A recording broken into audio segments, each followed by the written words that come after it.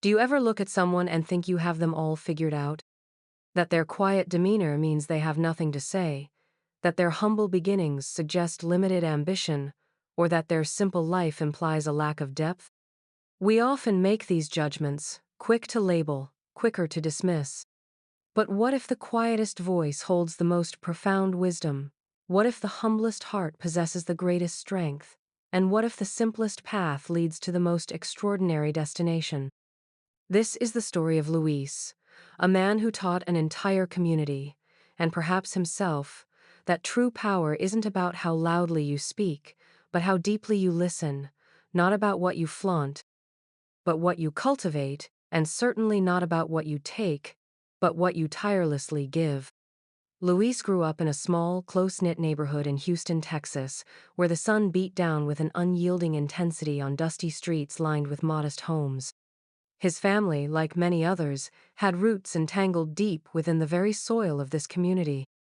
They were hardworking, unpretentious people who believed in the value of an honest day's labor and the sanctity of family.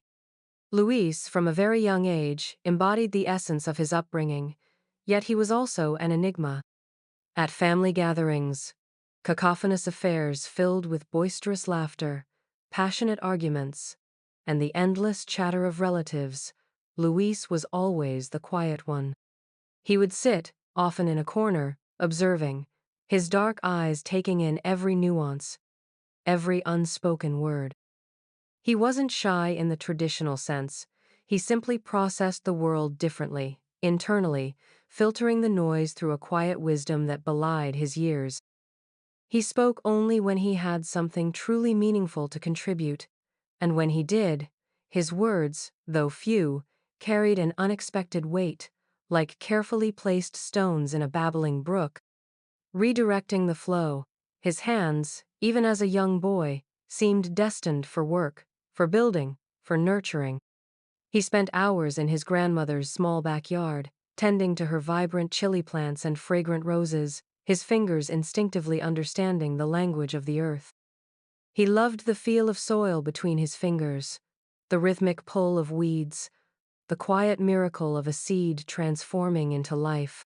This silent connection to the land, this deep appreciation for growth and creation, was an integral part of who Luis was, a part that few outside his grandmother ever truly recognized. People saw a reserved young man, diligent in his studies, always polite, but they rarely saw the vast ocean of potential, the quiet force gathering beneath the calm surface. He lived a simple life, choosing practicality over flash, investing his time in learning skills, mastering trades, and quietly saving every dollar he earned from odd jobs. A methodical determination hidden behind his unassuming facade. He understood the real value of things, not just their price.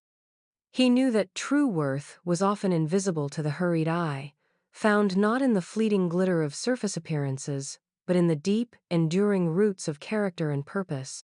This understanding, a quiet philosophy cultivated over years of diligent observation and hard work, would soon be tested, challenged by a force that represented everything Luis was not, and everything he quietly disdained: superficiality, arrogance, and a dismissive disregard for the intangible value of home. His journey was about to begin, not with a bang, but with the quiet, firm planting of a seed of conviction that would grow into something truly monumental. The family gathering, a chaotic symphony of cousins, aunts, and uncles, unfolded under the relentless Texas sun. The air buzzed with lively chatter, the scent of grilling meats, and the sweet perfume of blooming jasmine. Amidst the joyous din, Luis sat quietly, a half-smile playing on his lips, listening more than speaking. Then, a new sound cut through the familiar clamor, a voice both loud and grating, belonging to his cousin Mateo. Mateo, Luis's polar opposite, strode into the backyard like a peacock displaying its plumage, radiating an ostentatious energy. He was draped in designer clothes, his wrist glinting with a heavy gold watch, his laugh booming, designed to draw attention. He had recently inherited a significant sum of money, a windfall that had seemingly amplified his already outsized ego. He made sure everyone knew about it, weaving tales of his newfound wealth into every conversation, dismissing the more humble achievements of others with a wave of his hand. He reveled in the spotlight, and today, that spotlight was intensely focused on Luis. Matteo sauntered over, a condescending smirk on his face, planting himself squarely in front of Luis. Well, well, if it isn't the silent genius. Matteo began, his voice laced with thinly veiled mockery. Still scribbling in your little notebooks, Luis? Still dreaming about your organic vegetables, I suppose? He chuckled, a harsh, dismissive sound. Luis simply met his gaze, his expression unreadable, a silent stillness that only seemed to fuel Matteo's needling. You know, Luis. Matteo continued, leaning in conspiratorially, though his voice carried for all to hear. I've been thinking about investing some of my inheritance. Something big. Something that really makes a statement. He paused, taking a dramatic sip from his drink, clearly enjoying the attention he was commanding. I'm talking about land, big land. And I've got my eye on that old vacant lot, you know, the one near the creek, the one everyone calls the common ground. A hush fell over the immediate group. The common ground wasn't just a vacant lot. It was a cherished patch of undeveloped land that had served as an unofficial community park for generations. Children had played countless games there, families had gathered for picnics, and older residents often strolled its dusty paths, reminiscing about a simpler time. It was a place of collective memory, a green lung in their urban landscape. Imagine it, Luis. Matteo pressed on, oblivious to the subtle shift in the atmosphere, his voice growing louder, more expansive. A magnificent mansion. 3 stories, imported marble, a swimming pool the size of a lake, a proper statement of success. Not like these, humble abodes around here. He gestured vaguely at the surrounding houses, including Luis's own, his words dripping with disdain. He leaned closer, his eyes narrowing slightly, a taunt in their depths. Wouldn't that just be something? A mansion right where you used to dig for worms as a kid. Luis's face remained impassive, betraying nothing. But deep within his dark eyes, a flicker ignited, a spark that only a truly perceptive observer might have caught. It was not anger, nor was it resentment. It was something far more potent, a quiet, unshakable resolve. Matteo's taunts, his dismissal of their shared history, his grand self-serving plans, had inadvertently struck a chord, vibrating through Luis's very core. The seed planted long ago, the one that longed to cultivate and protect, now felt a sudden, urgent need to blossom. Matteo, basking in his self-proclaimed triumph, missed the subtle shift, the silent promise. He saw only the quiet Luis, easily dismissible, entirely unthreatening. He had no idea that he had just awakened a force that would soon transform not only the common ground but the very fabric of their community, demonstrating that true inheritance was not about what was given to you, but what you chose to build, and for whom. The whispers began subtly, like a dry rustle of leaves, then grew into an anxious murmur that swept through the neighborhood. Matteo, true to his word, had started making moves. Flyers appeared on lamp posts, advertising the grand future of the common ground, glossy renderings of a sprawling mansion dominating the landscape, alien and imposing against the familiar, worn backdrop of their homes. He held preliminary meetings with architects, developers, and city planners, his booming voice echoing with self-importance. The threat of losing the common ground, this beloved, unassuming patch of earth, became horrifyingly real. It wasn't just land, it was a repository of memories, a communal backyard, a safe haven for children to play, a quiet retreat for contemplation. For generations, it had been the place where summer nights were spent catching fireflies, where teenagers learned to drive in borrowed cars, where impromptu soccer games erupted at sunset.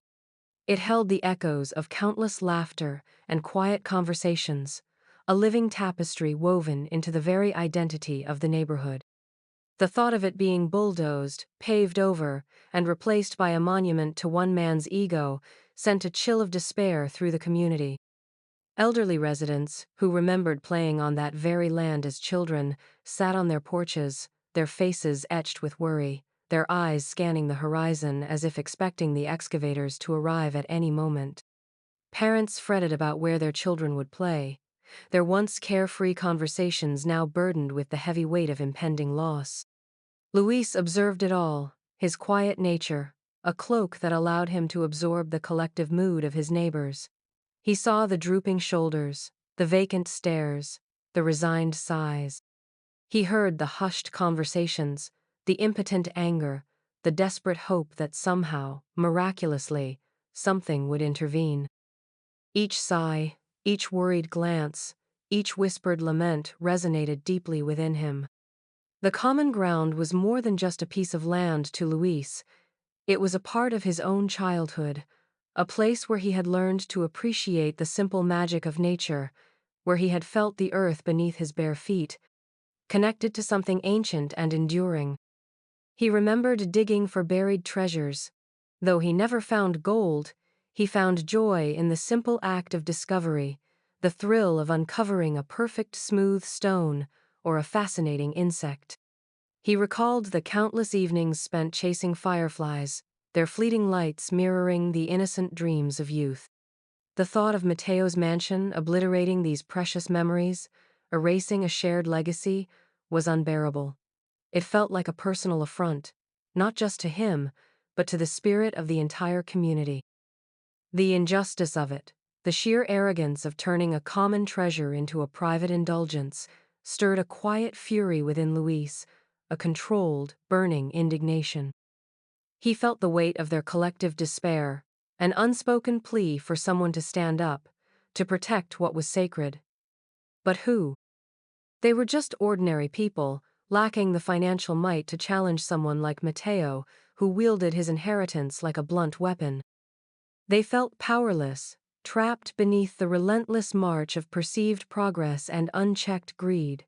But Luis, the quiet observer, was not powerless. He was methodical, patient, and above all, deeply committed. While others succumbed to despair, Luis began to formulate a plan, a strategy born not of arrogance or a desire for personal glory, but from a profound love for his community and an unyielding belief in the power of quiet, deliberate action. He understood that true battles were not won with noise and bluster, but with meticulous preparation, unwavering resolve, and a clear vision for a better tomorrow. The time for silent observation was over. The time for quiet action had begun. Luis spent his evenings not lamenting the impending loss, but meticulously researching. His small, neat apartment, usually a haven of quiet contemplation, transformed into a miniature war room. Books on land deeds, zoning laws, property valuations, and local ordinances were stacked neatly on his desk, illuminated by the soft glow of a desk lamp. He devoured information, cross-referencing data, making precise calculations in a ledger, his hand moving steadily across the pages.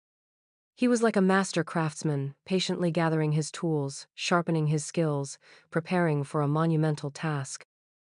His quiet demeanor, often mistaken for passivity, was, in reality, a cover for an intensely focused mind. While others saw a man content with simple labor, Luis was building an empire of knowledge, brick by careful brick, in the solitude of his home. He understood that knowledge was power, and he was determined to wield it with precision.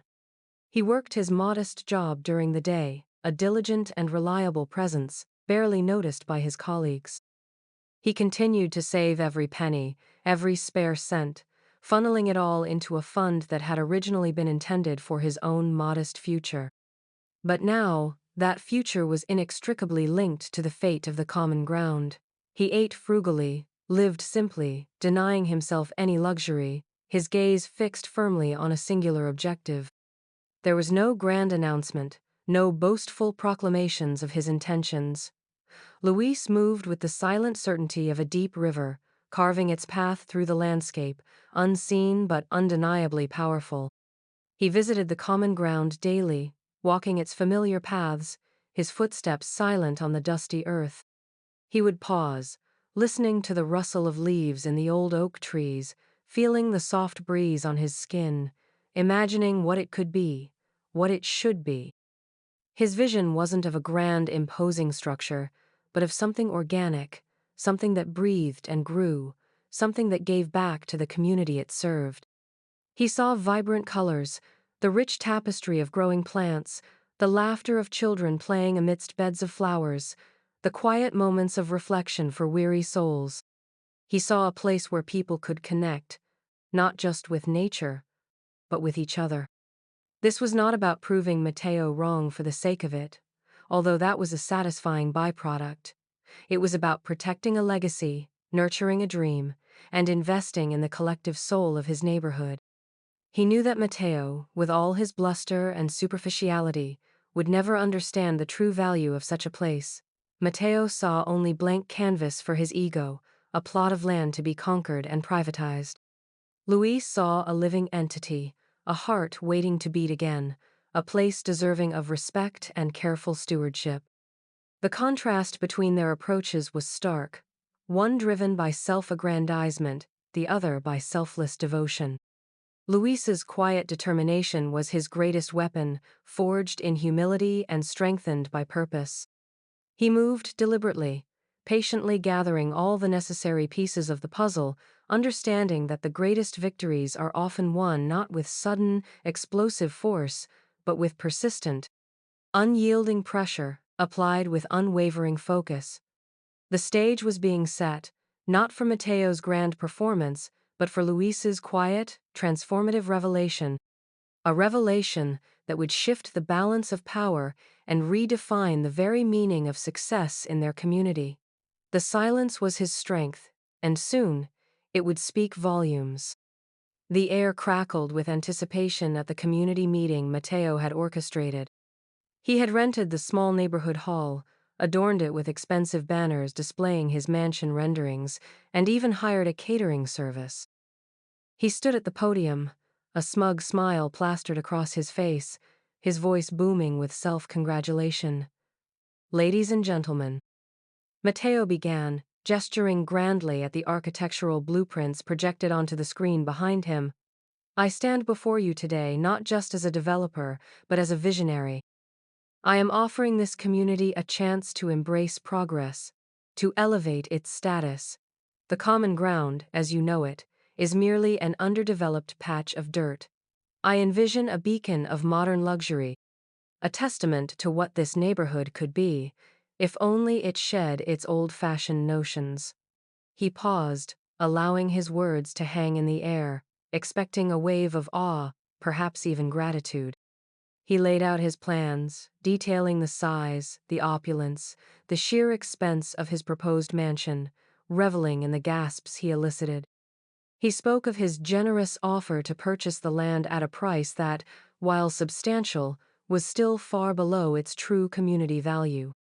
He ended his presentation with a flourish, expecting applause, expecting agreement, expecting no opposition. He assumed the path was clear. Just as Matteo was about to open the floor for questions, a quiet presence materialized at the back of the hall. It was Luis, dressed in his usual modest attire, his hoodie pulled low, his hands tucked into his pockets. He walked silently down the aisle, his footsteps barely audible, yet every eye in the room seemed to follow him. A ripple of whispers spread through the room. "Luis? What is he doing here?" He approached the front, not directly confronting Matteo, but standing slightly to the side, his quiet presence a stark contrast to Matteo's flamboyant display. Matteo, momentarily flustered by Luis's unexpected appearance, sneered. "Lost, Luis? This isn't one of your gardening clubs." Luis ignored the barb. He simply raised a hand, a single, unassuming gesture that nonetheless commanded attention. "I believe." Luis's voice was calm, clear, surprisingly resonant. "There is another offer on the table for the common ground," Matteo scoffed. "Another offer? From whom exactly? And with what kind of financing? Are we talking about a piggy bank, Luis?" A few nervous titters went through the crowd. Luis didn't flinch. From his pocket, he produced a thick envelope, the kind used for important documents. He walked directly to the city official who was presiding over the meeting and quietly handed it over. "This is a cash offer," Luis stated, his voice unwavering, "for the full appraised value of the common ground, plus a significant premium for its community value. Certified funds." The official, a seasoned professional, took the envelope, her eyebrows raising slightly at its thickness. As she began to review the documents, her eyes widened almost imperceptibly. A hush fell over the room, deeper than before.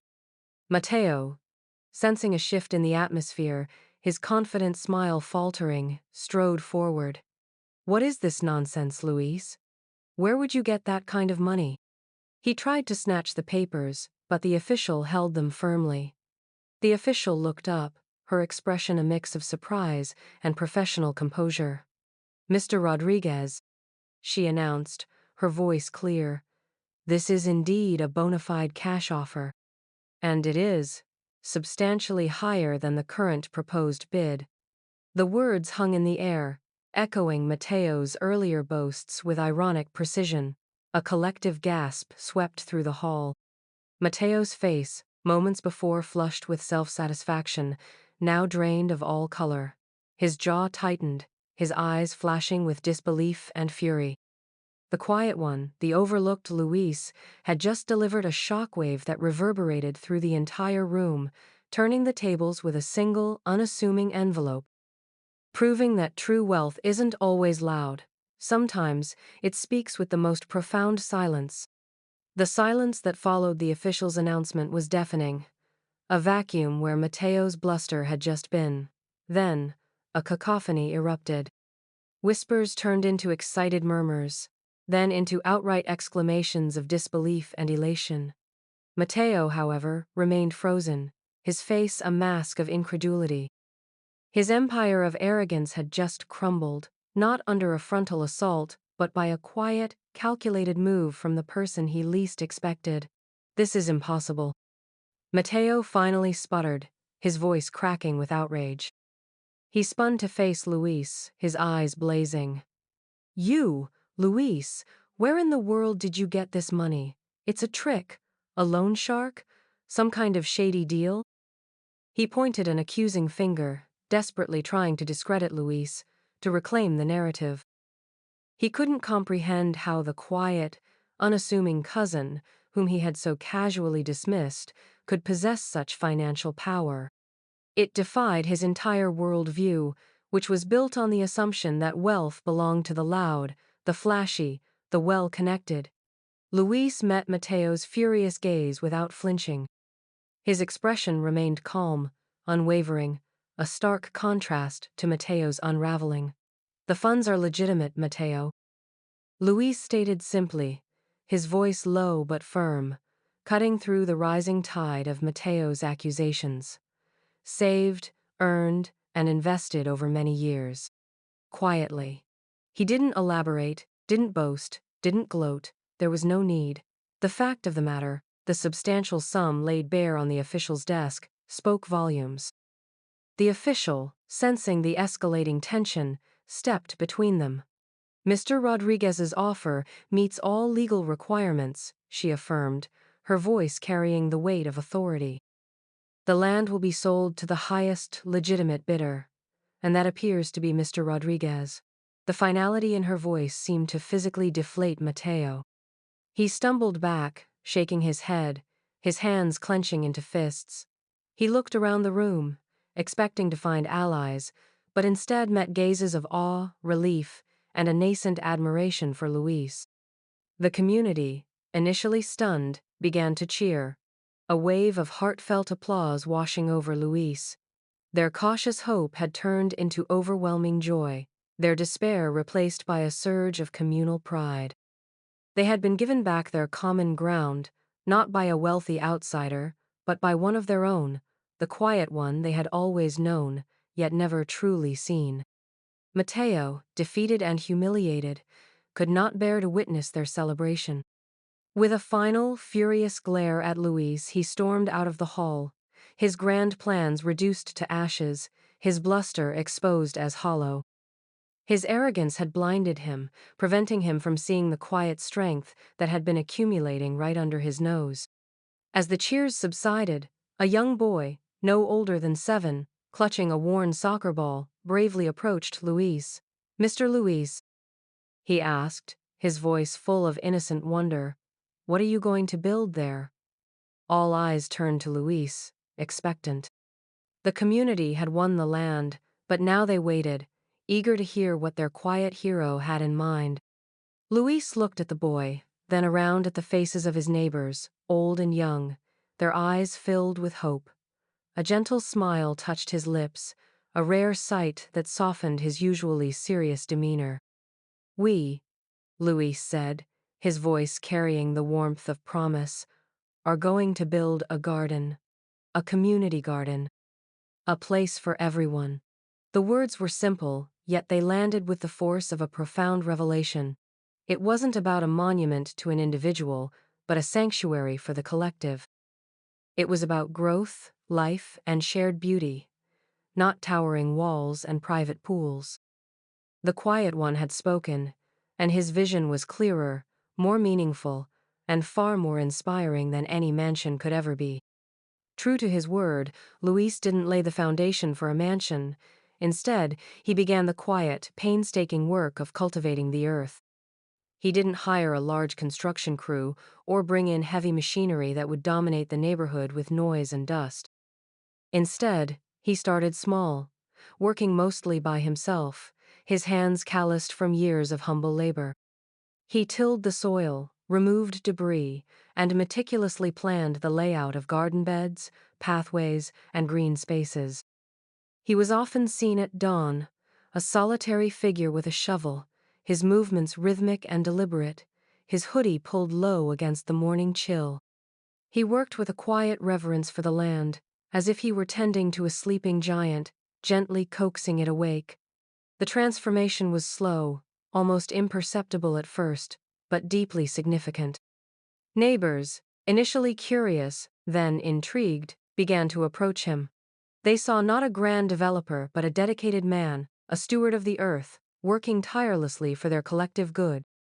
A retired carpenter offered his skills to build sturdy raised beds. A young mother, with a surprising knack for design, sketched out plans for a children's play area integrated with edible plants. Teenagers, initially aloof, found themselves drawn to the rhythmic work, discovering a quiet satisfaction in turning over soil and planting seeds. The common ground, once a forgotten patch of earth, then a battleground of wills, slowly began to pulse with a new kind of energy. It wasn't the frantic energy of construction, but the patient, enduring rhythm of growth. Luis, with his innate humility, didn't direct or command. He simply welcomed. He listened to suggestions, incorporated ideas, and empowered others to take ownership. "This isn't my garden," he would often say, his eyes crinkling at the corners with a rare smile. "It's our garden. It belongs to all of us." He taught them how to prepare the soil, how to plant seedlings, how to nurture young sprouts. He shared his quiet wisdom about composting, water conservation, and the symbiotic relationship between plants. He didn't lecture, he demonstrated, patiently, by example. Soon, the common ground was no longer just a project, it was a living, breathing testament to community. Weekends saw families gathering, children scampering through nascent rows of vegetables, their laughter echoing through the air that had once been filled with Mateo's bluster. Elders, who had once despaired, now sat on newly installed benches, reminiscing about the past, but also dreaming aloud about the future of the garden. The scent of freshly turned earth mingled with the aroma of blooming flowers. Rows of vibrant greens began to emerge, promising fresh produce. The sounds were no longer just the anxious whispers of fear, but the joyous chatter of cooperation, the gentle hum of bees, and the rustle of leaves in the wind. The garden became a classroom without walls, a place where children learned about where their food came from, where neighbors shared stories over weeding, and where the simple act of growing something together forged bonds stronger than any material wealth. Luis, the silent genius, remained the quiet heart of it all. He didn't seek credit or accolades. He found his reward in the blossoming plants, the thriving ecosystem, and most importantly, in the renewed spirit of his beloved community. The garden was not just a place of beauty, it was a metaphor, a powerful symbol of what could be achieved when quiet dedication, unwavering purpose, and a profound love for others were allowed to take root and flourish. Months passed, and the common ground was rapidly transforming into a vibrant oasis. One afternoon, as Luis was meticulously weeding a new herb bed, a shadow fell over him. He looked up to see Mateo, standing at the edge of the garden, his usual flashy attire replaced by a surprisingly subdued outfit, though his posture still held a hint of stiffness. There was no sneer on his face, only a complex mix of curiosity and something akin to bewilderment. He had clearly not visited the site since his humiliating retreat from the community meeting. The lush greenery, the colorful blossoms, the laughter of children playing by a new wooden trellis, all of it was a stark contrast to the barren dirt lot he had envisioned for his monument. The transformation was undeniable. Luis, Mateo began, his voice lacking its usual bluster, almost hesitant. This is certainly something. He gestured vaguely at the thriving garden.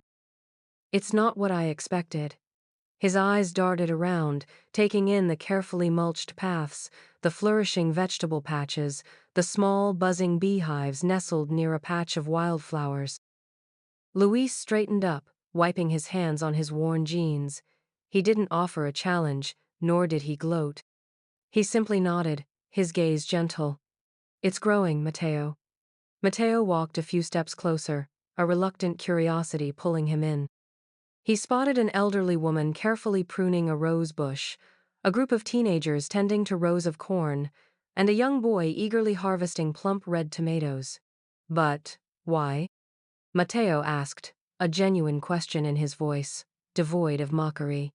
You could have built anything. A business. Something to generate profit. Why, this? A garden? Luis picked up a handful of rich, dark earth, letting it sift through his fingers. Because, Mateo? He began, his voice calm and clear. True wealth isn't about what you accumulate for yourself. It's about what you cultivate for others. It's about what you grow, not what you hoard. You saw this land as empty, a void to be filled by your own ambition. I saw it as full of potential, a space to be nurtured, a resource to be shared. He looked Mateo directly in the eye, his gaze unwavering. Your mansion would have cast a shadow over this community. This garden, however, brings light. It feeds us, literally and figuratively. It connects us, it heals us. Mateo shifted uncomfortably, avoiding Luis's gaze. He ran a hand through his hair, his earlier confidence completely gone. He had always measured success in terms of personal gain, in possessions and status. The idea of investing so much for the collective good, without any direct financial return, was alien to him. He was a man who understood transactions, not transformations. I don't understand it, Mateo admitted, his voice barely a whisper. All that money? For this? Luis smiled gently. It wasn't just money, Mateo. It was an investment in something far more valuable, community, in roots that run deep. In life itself. Mateo remained silent for a long moment, simply observing the bustling activity of the garden. He saw the genuine smiles, heard the unforced laughter, felt the palpable sense of belonging that permeated the air. It was a stark contrast to the sterile, self-serving world he inhabited. He couldn't dismiss it, couldn't mock it, couldn't argue with its undeniable vibrancy. He saw his own ambition, so grand in his mind, now laid bare as ultimately small and hollow when compared to the profound generosity before him. Without another word, Mateo slowly turned and walked away. He didn't storm off this time, he simply left, his shoulders slightly slumped, his pace slower than usual.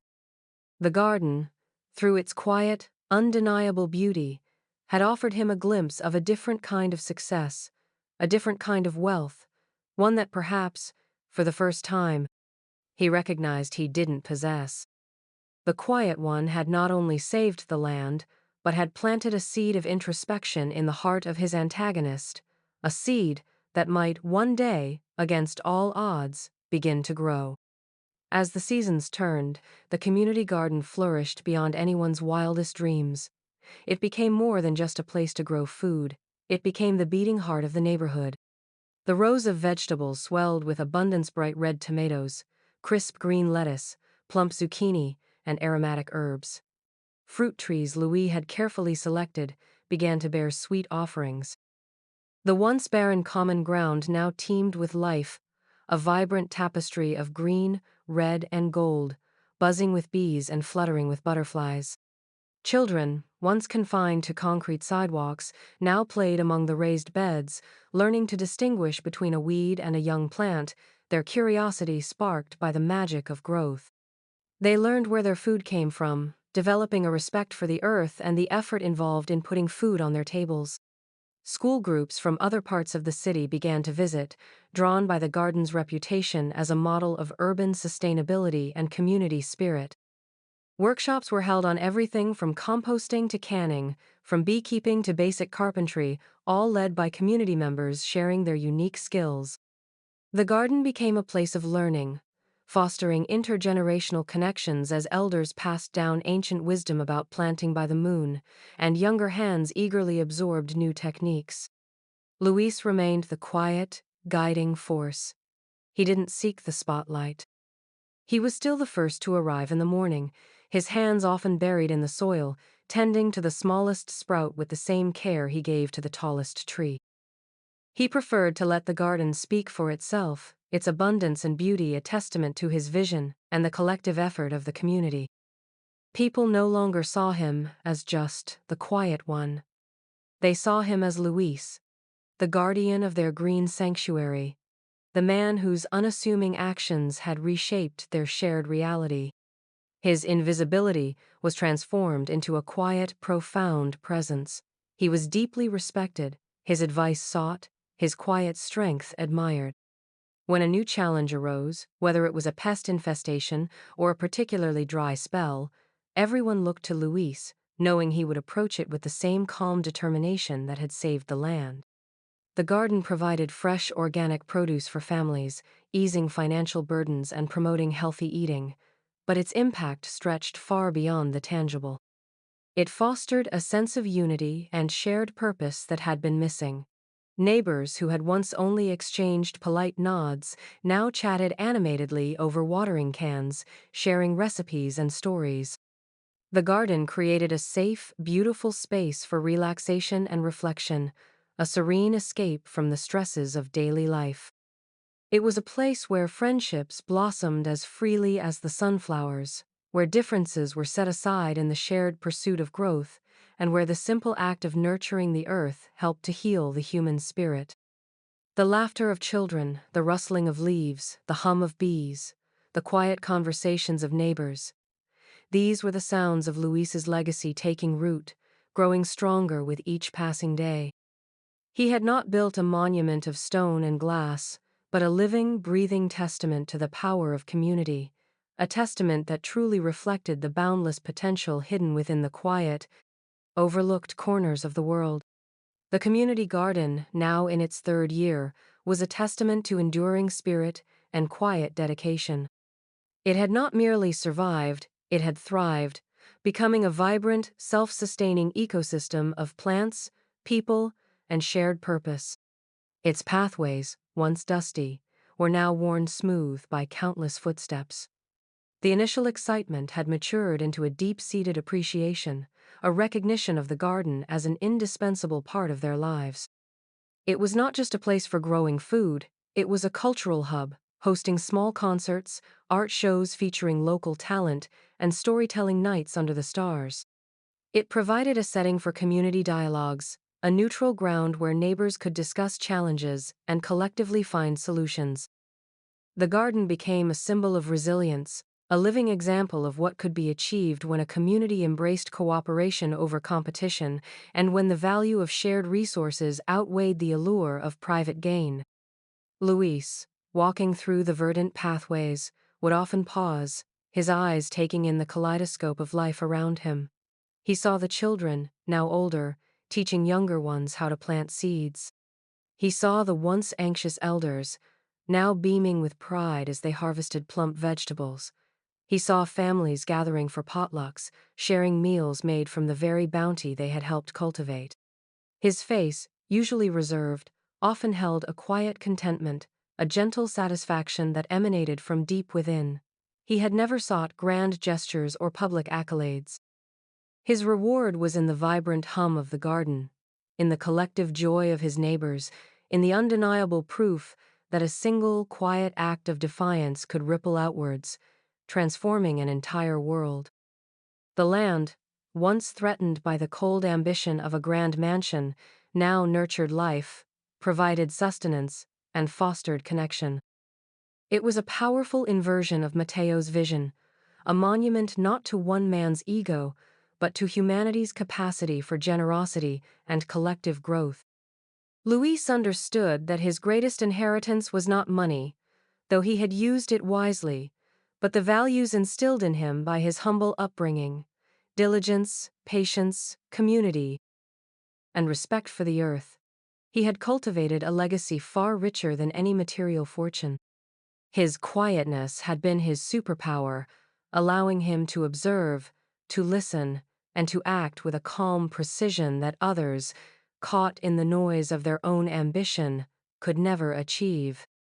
The garden was his masterpiece, an enduring symbol that true power resides not in dominance, but in humility, not in taking, but in giving, and not in demanding, but in diligently nurturing. He had proven that the most profound changes often come from the most unassuming sources, from those who choose to work silently in the soil rather than shout from the rooftops. His story served as a living testament, whispering a powerful truth: that the greatest victories are often won by the quietest hands, building bridges and cultivating connections where others only saw empty spaces. So, what does this story tell us about ourselves and about the world we navigate? Perhaps it's a reminder that we often underestimate the power of the unassuming, the quiet ones who don't seek attention but who possess an unwavering inner strength. We live in a world that often celebrates the loudest voice, the flashiest display, the most aggressive pursuit of personal gain. But Luis's journey compels us to look deeper, to question our assumptions, and to recognize the true architects of enduring change. It reminds us that real wealth is not measured in dollars and cents alone, but in the richness of community, in the health of our planet, and in the profound connections we forge with one another. It's about what we leave behind, not what we accumulate. It's about the gardens we cultivate, not the walls we erect. Luis taught his community, and perhaps, by sharing his story, he can teach us all that the most impactful transformations often begin with a quiet resolve, a selfless vision, and the willingness to labor diligently for a cause greater than oneself.